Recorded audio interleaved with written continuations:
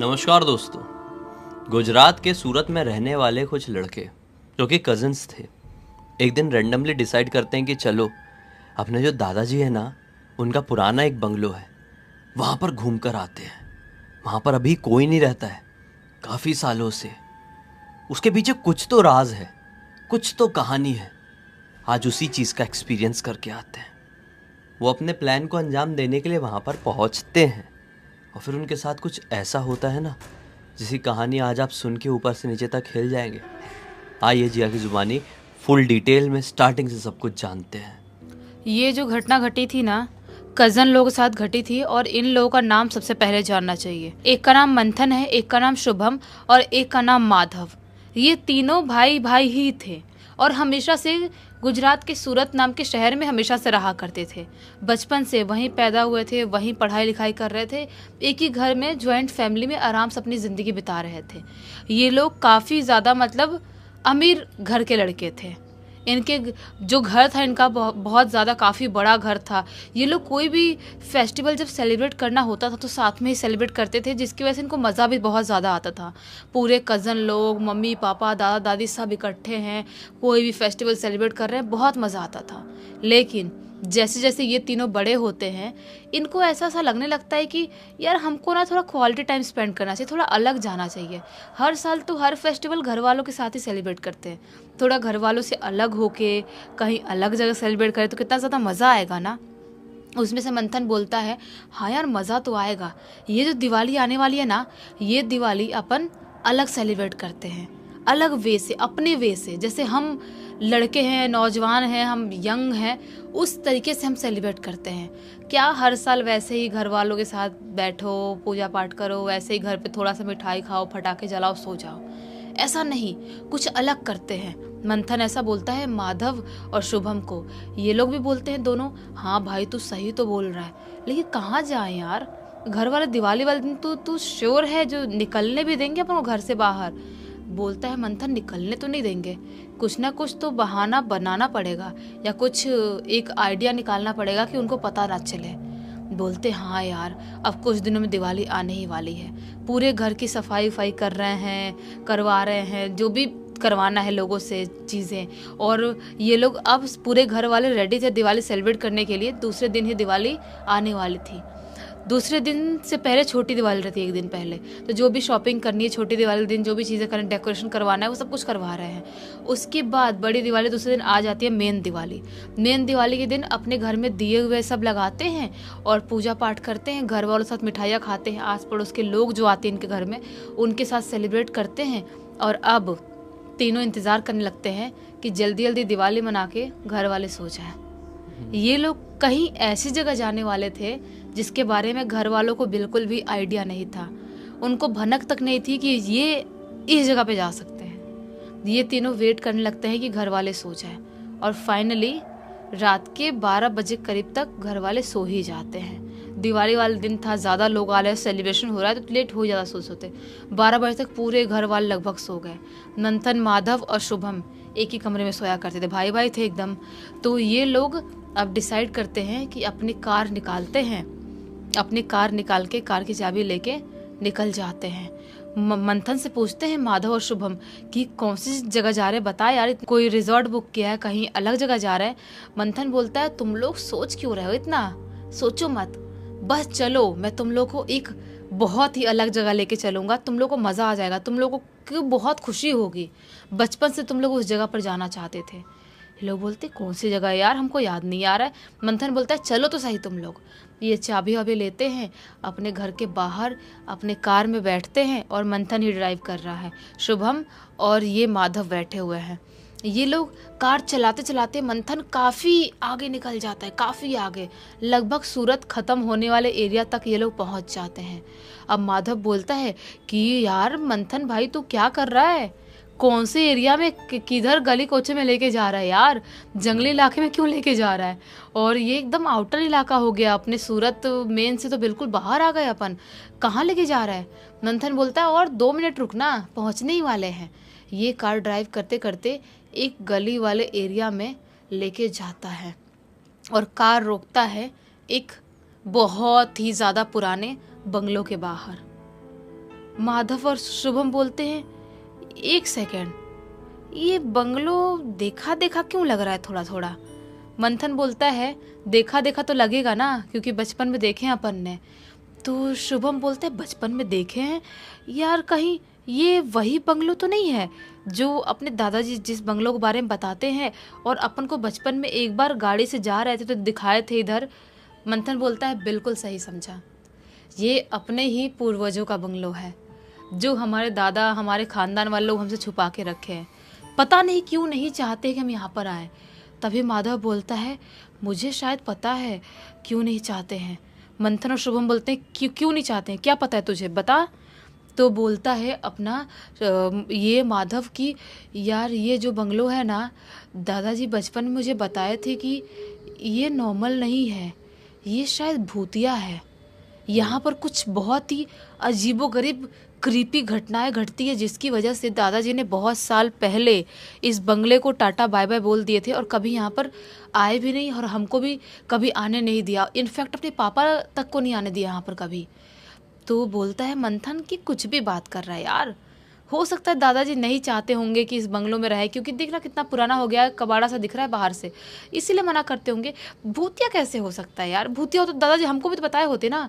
माधव बोलता है, मुझे इनडायरेक्टली दादाजी ने बताए नहीं थे, एक अपने उम्र के आदमी से बात कर रहे थे और मैं वहीं पर सोया हुआ था, लेटा हुआ था और दादाजी को लगा मैं सो गया होऊंगा और बात कर रहे थे, मैंने सुन लिया था। माधव वैसा बोलता है। तो शुभम बोलता है, यार अगर सचमुच में बंगलो भूतिया है तो अपन को नहीं जाना चाहिए। अगर दादाजी ऐसा बोल रहे थे, बात कर रहे थे, उस बात में कुछ तो सच्चाई होगी। अगर अपने मुंह पे बोलते तो हमको लगता कि हमको डराने के लिए बोल रहे हैं, लेकिन अपनी उम्र के बूढ़े इंसान से बात कर रहे हैं, मतलब कुछ तो सच्चाई होगी, नहीं जाते हैं। शुभम ऐसा बोलता है। माधव भी बोलता है, हाँ है नहीं जाते हैं। लेकिन मंथन, पागल हो क्या यार तुम लोग, अपन इतनी यंग जनरेशन के यंग लड़के लोग हैं, अपन क्या ये मतलब इतनी चिंदी से चीज से डरेंगे अपन? भूत प्रेत तुमको लगता है यार, कम ऑन यार, तुमको लगता है भूत प्रेत होगा? मैं तो दिए भी लेके आया हूँ और माचिस लेके आया हूँ। अपने एक कमरे में दिए जलाएंगे और थोड़ा टाइम स्पेंड करेंगे अपने बंगलों में, उसके बाद घर जाएंगे। इतना मत सोचो तुम लोग। ये लोग बोलते, दिए लाया है तू, मतलब आग जलाते तो वहाँ पर भूते जैसी चीज़ें कुछ नहीं आती है। मंथन बोलता है, हाँ यार नहीं आती यार, आज तो दिवाली का दिन है, दिए जला के अपने घर को शुभ कर देंगे, चल चलते हैं। मंथन ऐसा बोलता है तो शुभम और माधव भी उसके पीछे पीछे बंगलों के अंदर जाने लगते हैं। बाहर वाले एरिया में पूरा जंगल झाड़, पूरे पेड़ पौधे उग चुके हैं। ये लोग अंदर वाले एरिया में एंटर करते हैं। जो बाहर का गेट था वो भी लगभग टूट फूट ही गया था, इतना टूटा था कि वो लोग बिना खोले गेट घुस जाते हैं, इतना टूट गया था। ये लोग अंदर एंटर करते हैं। जो अंदर का एरिया था हॉल वाला, वहाँ पर पूरे जाले वाले सब लगे हुए हैं, एकदम ही टूटी फूटी, वहाँ पर कुर्सियाँ टेबल सारी चीज़ें रखी हुई है, एकदम ही बुरी हालत में। ये लोग घूमते घूमते दूसरे कमरे में जाते हैं। दूसरे कमरे में जाते हैं और ये लोग क्या सोचते हैं कि हम इसी कमरे में दिए जलाएंगे। मंथन बोलता है, यहाँ पर ये बेड देख, पुराना बेड दिख रहा है ना, अपने पूर्वज को यहाँ पे रहते होंगे, देख भले ही इस पे बिस्तर नहीं है लेकिन बेड तो है ना, किसी ज़माने का पलंग है ये, इस पे बैठते हैं और यही दिए जलाते हैं। जो मंथन था वो दिया निकालता है बाहर और माचिस से उस कमरे में दिया जला देता है। तीनों उस कमरे के उस पुराने से पलंग पे बैठे हुए हैं। तभी अचानक से माधव की नज़र जाती है सामने की तरफ। माधव बोलता है, यार वो देख, वो टेबल पे एक अलग सी बुक रखी हुई है। मंथन बोलता है, कौन सी बुक, कौन सी बुक? वो एक्साइटमेंट उड़ जाता है और दौड़ते हुए जाता है और जो टेबल पे बुक रखी हुई थी उस बुक को लेके आता है। जिस बेड पे लोग बैठे हुए थे वहाँ पर लेके आता है। बोलता है शुभम, यार ये बुक बहुत मोटी सी और अजीब सी नहीं दिखाई दे रही, इसका कवर देख, मतलब बहुत क्रीपी वाइब नहीं दे रहा है तुझे? मंथन बोलता है, हाँ यार क्रीपी लग रहा है, तभी तो एक्साइटमेंट हो रही है। मतलब किसी ने, अपने पूर्वज ने, किसी ने रखा होगा ना ये बुक, और किसी का कमरा होगा ये, और ये बुक पढ़ता होगा, अपने पढ़ते हैं। माधव बोलता है, नहीं नहीं यार, दादाजी ने बोले थे ये बंगलो भूतिया है और तू बोल रहा है कि हम ये बुक पढ़ेंगे, हम नहीं पढ़ेंगे, पागल हो गया है क्या तू? माधव ऐसा मना करता है, लेकिन मना करने के बाद भी मंथन वो बुक खोल देता है, उसके पन्ने पलट देता है और जैसे ही बुक के एक पन्ने पलटा है उस किताब के, दिया अपने आप बुझ जाती है। जो दिया जल रही थी। हम्म, अब ये लोग अपना फ्लैश लाइट जो था मंथन वो चालू करता है अपने फ़ोन का फ्लैश लाइट और वो बुक को देखना चालू करता है। पहले ही पेज पे अजीबोगरीब तरह के चित्र बने हुए हैं और वहाँ पर लिखा हुआ है इस घर में रहते हैं हजारों शैतान, ऐसा लिखा हुआ है। और वो राक्षस वो कहीं से भी नॉर्मल नहीं है और उसकी वजह से इस खानदान के पूरे लोग सारे लोग गायब हो गए। वो कभी भी कैसे भी वापस लौट सकता है और किसी को भी जिंदा नहीं छोड़ेगा। ऐसी ऐसी चीज़ें उस बुक पे लिखी हुई है। बहुत सारे पन्ने पलटता है, मंथन पढ़ता है ज़ोर ज़ोर से और बहुत सारी चीज़ें ज़ोर ज़ोर से करके बहुत पन्ने पलट देता है। थोड़ी बहुत चीज़ें पढ़ता है, बोलता है यार इतनी मोटी बुक अभी बैठेंगे पढ़ने तो सुबह का टाइम हो जाएगा, कौन पढ़ेगा। पढ़ते पढ़ते पढ़ते ये लोग लास्ट पेज तक आ जाते हैं, ऐसे ही पलटते पलटते पलटते। तभी लास्ट पेज पे लिखा हुआ था शैतान से बचने का उपाय। जैसे ही शैतान से बचने का उपाय ऐसा लिखा था वैसे ये लोग पढ़ने ही वाले होते हैं कि बाहर से किसी के जोर से चीखने की आवाज़ सुनाई देती है। और जैसे ही बाहर से जोर से चीखने की आवाज़ सुनाई दी जो मंथन तो भड़बड़ा जाता है और माधव भी डर जाता है। वो बोलता है बाहर बाहर कौन चीख रहा है यार, कोई आ तो नहीं गया, अपनी गाड़ी बाहर देख के कुछ गड़बड़ तो नहीं है। माधव बोलता है चल यार देखते हैं यार, बहुत डर लग रहा है। मंथन बोलता है हाँ यार डर तो मुझे भी लग रहा है, कोई आ तो नहीं गया, चल चल देखते हैं। ये लोग उस कमरे से बाहर निकलते हैं और जैसे उस कमरे से बाहर निकलते हॉल वाले एरिया में आते हैं, वहाँ के एक दीवार से इनको खून टपकता हुआ दिखाई देता है बहुत सारे अमाउंट में। ऐसे दीवार से ऐसे करके खून टपक रहा है। ये लोग अभी खून को देख ही रहे होते तभी इनके पीछे से किसी के जोर से चिल्लाने की आवाज़ सुनाई देती है और जैसे ही जोर से चिल्लाने की आवाज़ सुनाई देती पीछे पलट के देखते हैं और जैसे पीछे पलट के देखते हैं एक आदमी टाइप का, जानवर टाइप का, शैतान राक्षस पता नहीं किस टाइप का एक क्रिएचर खड़ा हुआ है जिसकी पूरी आँख जो है ना, दोनों आँखें आग की तरह जल रही है। उसके मुंह से खून निकल रहा है, पूरे शरीर से उसके मांस ऐसे लटक लटक के निकल रहे हैं और बहुत ही क्रीपी तरह से हाँफ रहा है, दहाड़ रहा है, पता नहीं कैसी अजीबोगरीब आवाज़ निकाल रहा है।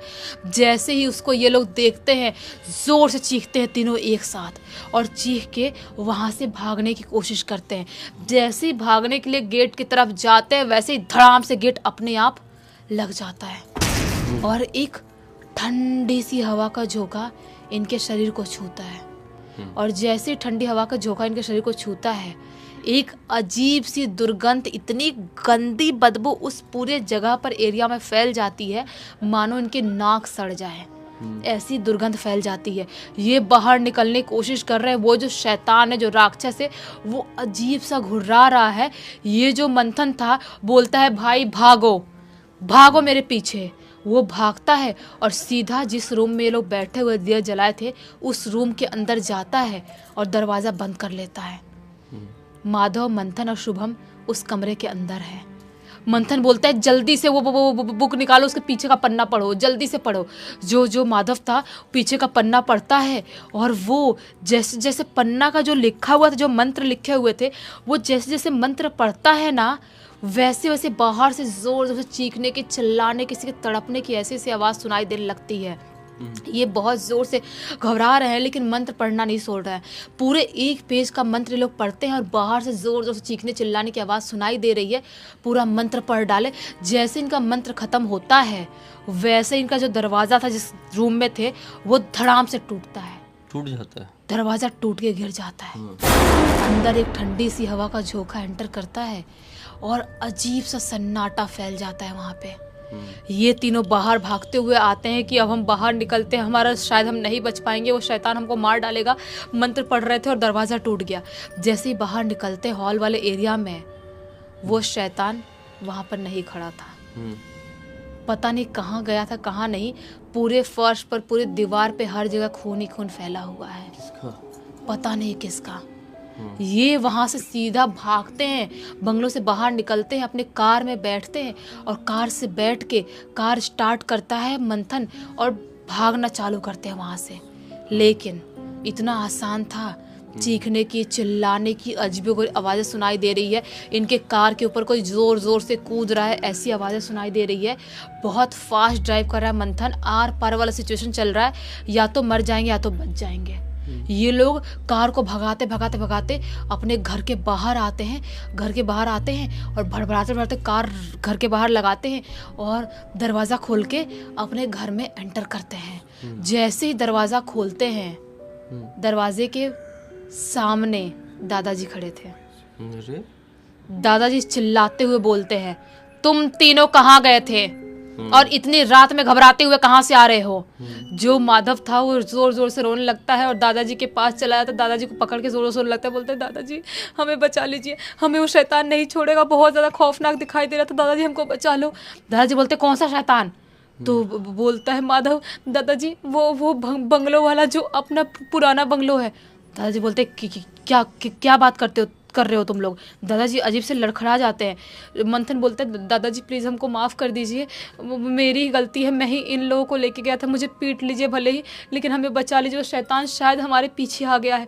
दादाजी बोलते हैं जल्द दरवाज़ा बंद करो। दादाजी दरवाज़ा बंद करते हैं, मंदिर से गंगा जल लाते हैं, तीनों के ऊपर छिड़कते हैं और बोलते हैं मेरे साथ पूजा रूम में बैठो। पूरी रात तीनों को पूजा रूम में बैठाते हैं और पूरी रात हनुमान चालीसा पढ़ते हैं। पढ़ते पढ़ते पूरी रात निकाल देते हैं।